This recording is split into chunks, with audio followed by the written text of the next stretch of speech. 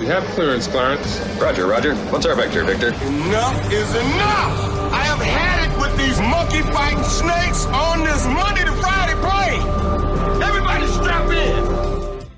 A Boeing Alaska 737 MAX accident where the door plug was blasted out.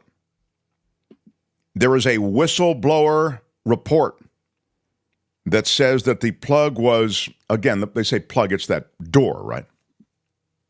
Was taken off and then reinstalled improperly during final assembly at the factory.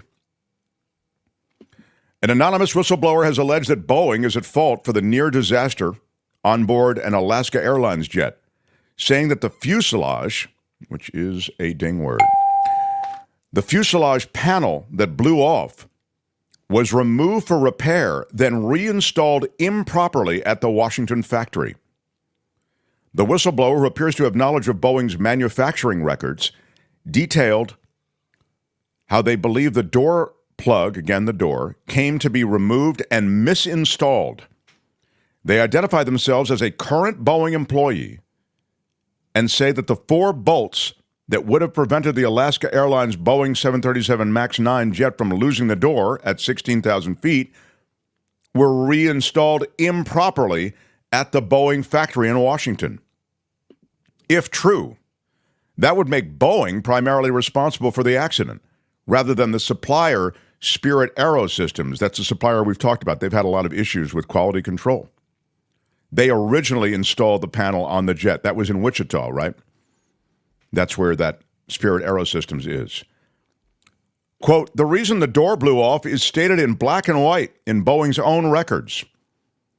It's also very, very stupid and speaks volumes about the quality culture at certain portions of this business. That's a quote from the whistleblower.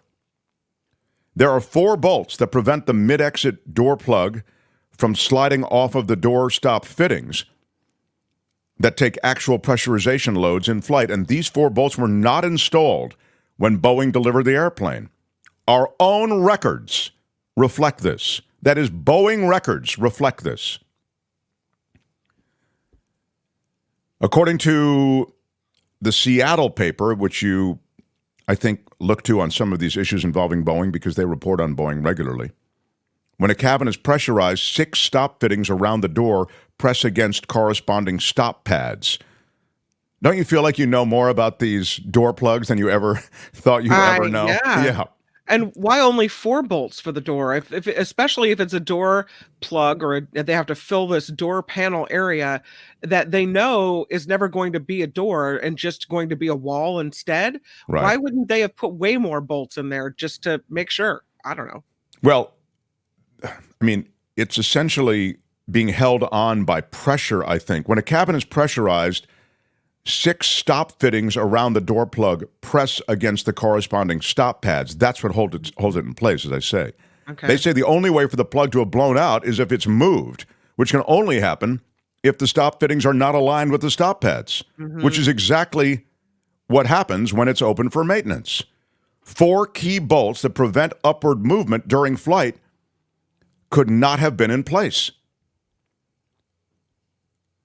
Alaska Airlines CEO saying that his company did find some loose bolts on many Boeing 737 MAX 9s during inspections following the January 5th midair cabin panel blowout. On January 5th, of course, that was a newer plane. This Alaska Airlines Boeing 737 MAX 9 took off from Portland. It was bound for California, and it made this harrowing emergency landing because the door blew out at 16,000 feet. But now we learn from this whistleblower report that it is likely Boeing's fault and Boeing's responsibility. The whistleblower said the work of the mechanics on the Alaska jet should have been inspected, but was not because of a process failure and the use of 2 separate systems to record what work had been done.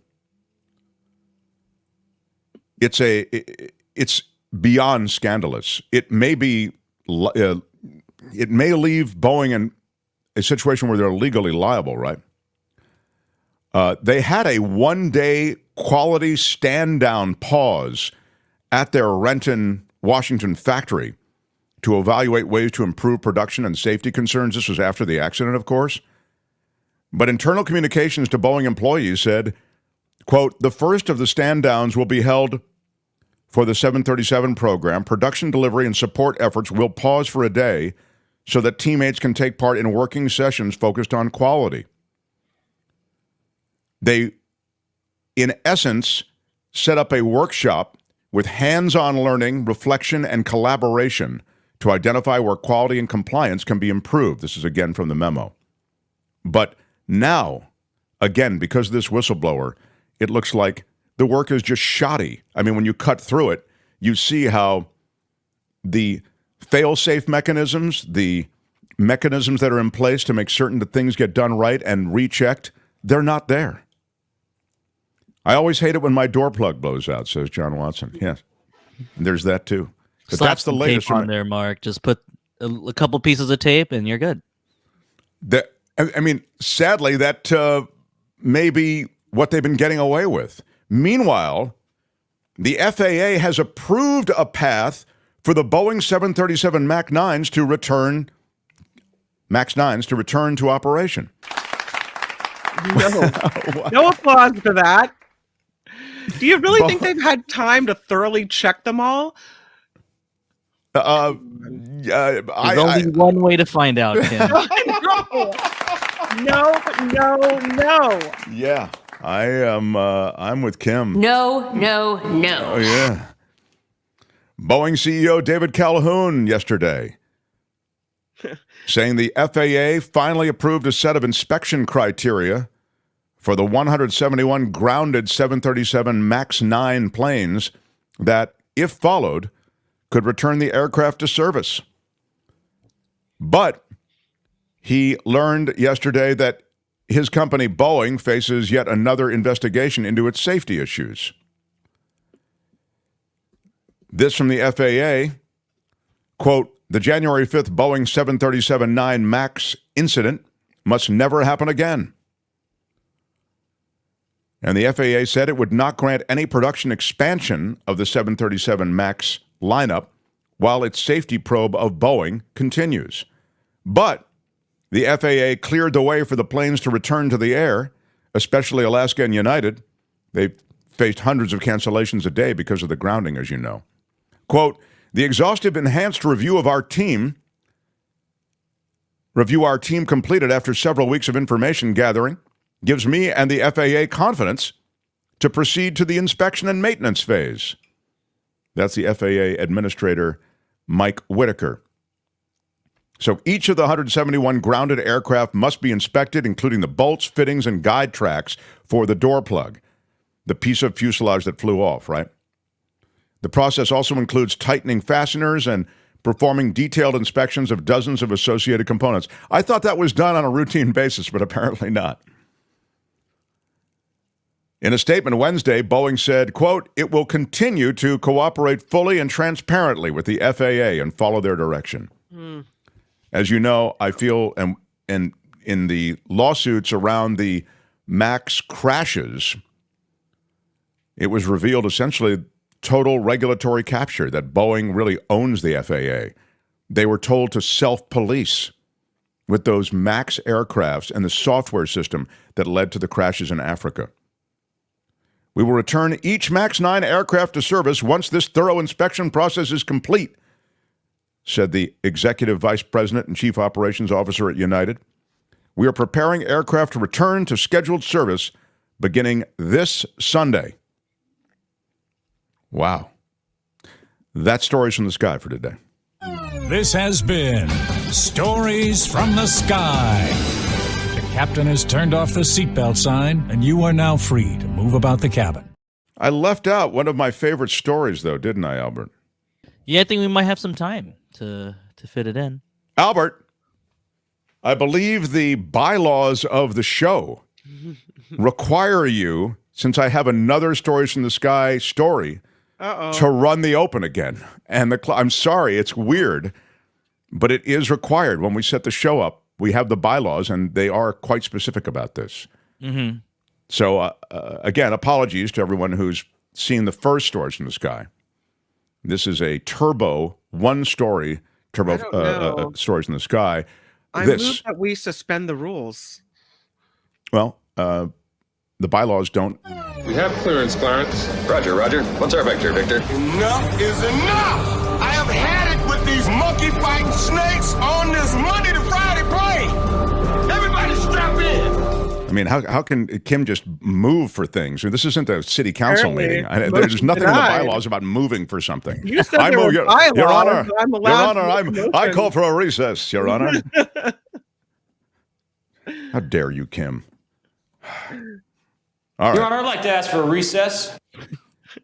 A gassy passenger causes American Airlines to turn a flight around. What? That is crazy. What did he eat? An American Airlines passenger reportedly passing gas and loudly bragging about it on a recent flight from Phoenix to Austin. Did you really just do that?